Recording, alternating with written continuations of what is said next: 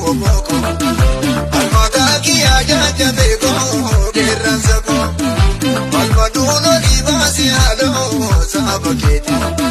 Finfinneen handhuura Oromooti galtummaan dhugooti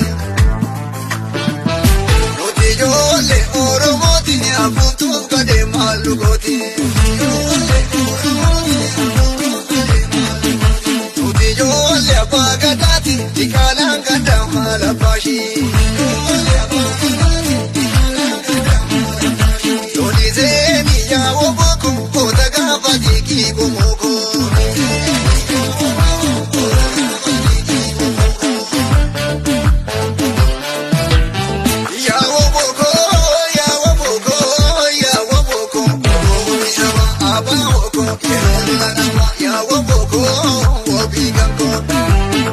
Jaajabee ko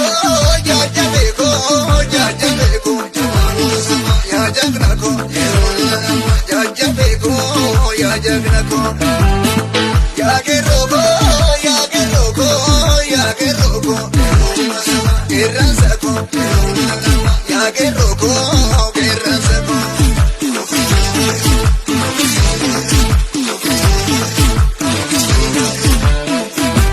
falmatu sanyii leencaa falmatu oboo gaaraa diina keedhayi gombisiitti deebisiidhaan mirga uumamaa qaburraa molkani lammii keenyaa nu taga keenya falmannee dhibee garammiin keenya maalinni bulbuun akkanaa kan nama jirraa nyaatu biilbisa bakkoo kan dhufee summiisitti haatan yaabinsi kennaa bitamtuu bilaashuma dhooftan dhibbee ilma nafta nyaati ati sabni Oromooti rorroo ofirraa qolannaa qabsaa'uu itti beennaa gaachenni wabii uummataa ni jira woboon kenna rorroo ofirraa qolannaa qabsaa'uu itti beennaa gaachenni wabii uummataa ni jira woboon kenna woboo yoo malaatti galee bira ofii nyaatti ofii beetu galee bira jalaataatti Oromoon hin fedhu bira feenyootaa maalumaaf gatakan warra goobantoota Oromoon hin fedhu bira feenyootaa maalumaaf gatakan warra kijibdoota maalumaati gadee uummatii waan gootu osoo nuti hidhu alagaan gootu gaafrumaa jibinee kaanee falfanneerraa keenyumaan nu soban wali beekanneerra keenyumaan nu qabsan itti beekanneerra keenyumaan nu hiikan itti beekanneerra itti beekanneerra itti beekanneerra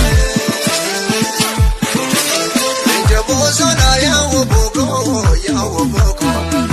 almataki Jaajabee ko gerransa ko almaduno libasi alo sabba keti sololoon dirree jagna Oromooti gadeemaan dhugooti leenca bosonaa yaa woboko almataki Jaajabee ko gerransa ko almaduno libasi alo sabba keti Finfinneen handhuura Oromooti galtummaan dhugooti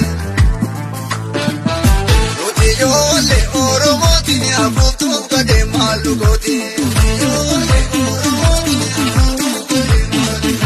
nuti ijoollee abbaa gadaati tikaalaan gadaa maala baashii lolii seeni yaa woboko koota gaafa jiikii gomoko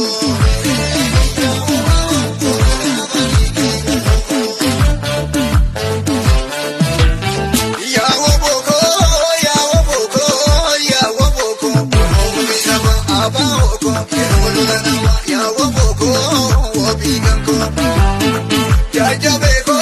Jaajabee ko Jaajabee ko yaa jagna ko Jaajabee ko yaa jagna ko yaa geroo ko yaa geroo ko yaa geroo ko gerransa ko yaa geroo ko